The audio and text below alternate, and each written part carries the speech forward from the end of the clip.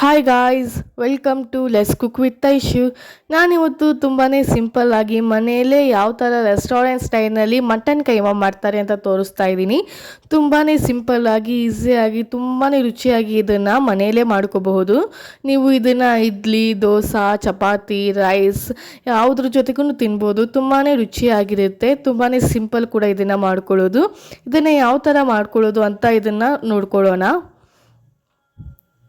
ಇಲ್ಲಿ ನಾನು 2 onion, 1 tomato, ಕೊಬ್ಬರಿ ಪೇಸ್ಟ್ ಮಾಡ್ಕೊಳ್ಳೋಕ್ಕೆ ಒಂದು ಸ್ವಲ್ಪ ಕೊಬ್ಬರಿ, ಅರ್ಧ ಸ್ಪೂನು ಜೀರಿಗೆ, ಅರ್ಧ ಸ್ಪೂನು ಬಿಳಿ ಎಳ್ಳು, ಸ್ವಲ್ಪ ಬೆಳ್ಳುಳ್ಳಿ, ಸ್ವಲ್ಪ ಕೊತ್ತಂಬರಿ ಸೊಪ್ಪನ್ನ ಹಾಕ್ಕೊಂಡು ನೀರು ಸೇರಿಸ್ಕೊಂಡು ಈ ಥರ ಪೇಸ್ಟ್ನ ಮಾಡ್ಕೊಂಡಿದ್ದೀನಿ.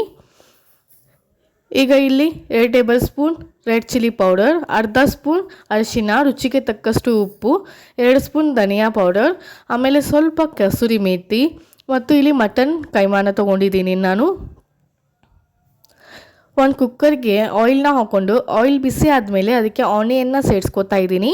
ಆನಿಯನ್ ಎಲ್ಲ ಚೆನ್ನಾಗಿ ಫ್ರೈ ಆದಮೇಲೆ ಇದಕ್ಕೆ ಟೊಮ್ಯಾಟೋನ ಸೇರಿಸ್ಕೊತು. ಟೊಮ್ಯಾಟೋಗೂ ಕೂಡ ಚೆನ್ನಾಗಿ ಫ್ರೈ ಮಾಡಬೇಕು. ಆನಿಯನ್ ಮತ್ತು ಟೊಮ್ಯಾಟೊ ಚೆನ್ನಾಗಿ ಫ್ರೈ ಆದಮೇಲೆ ಇದಕ್ಕೆ ಮಟನ್ ಕೈಮಾನ ಹಾಕೋತಾ ಇದ್ದೀನಿ. ಇದನ್ನು ಕೂಡ ಚೆನ್ನಾಗಿ ಫ್ರೈ ಮಾಡಬೇಕು. ಇದು ನೀರು ಬಿಡುತ್ತೆ, ಸೊ ನೀರೆಲ್ಲ ಹೋಗೋವರೆಗೆ ಇದನ್ನು ಚೆನ್ನಾಗಿ ಫ್ರೈ ಮಾಡಬೇಕು. ಈಗ ನೀರೆಲ್ಲ ಹೋಗಿದೆ. ಇದಕ್ಕೆ ನಾನು ಮಸಾಲೆನ ಹಾಕೋತಾ ಇದ್ದೀನಿ. ಇದೆಲ್ಲ ಮಸಾಲೆನೂ ಕೂಡ ಚೆನ್ನಾಗಿ ಮಿಕ್ಸ್ ಮಾಡಿ.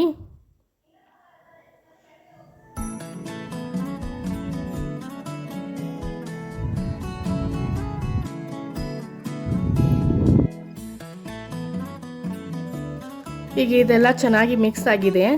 ನಾನು ಇದಕ್ಕೆ ಕೊಬ್ಬರಿ ಪೇಸ್ಟ್ನ ಹಾಕೋತಾ ಇದ್ದೀನಿ. ಇದನ್ನು ಕೂಡ ಚೆನ್ನಾಗಿ ಮಿಕ್ಸ್ ಮಾಡಿ.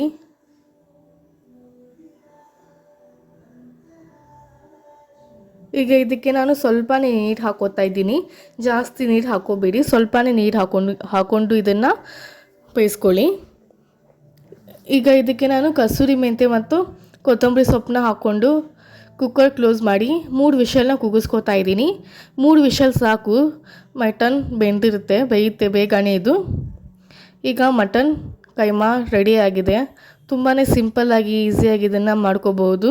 ನಿಮಗೆ ಈ ವಿಡಿಯೋ ಇಷ್ಟ ಆಗಿದ್ದರೆ ಪ್ಲೀಸ್ ನನ್ನ ಚಾನಲ್ಗೆ ಸಬ್ಸ್ಕ್ರೈಬ್ ಮಾಡಿ, ಲೈಕ್ ಮಾಡಿ, ಕಮೆಂಟ್ ಮಾಡಿ. Thank you.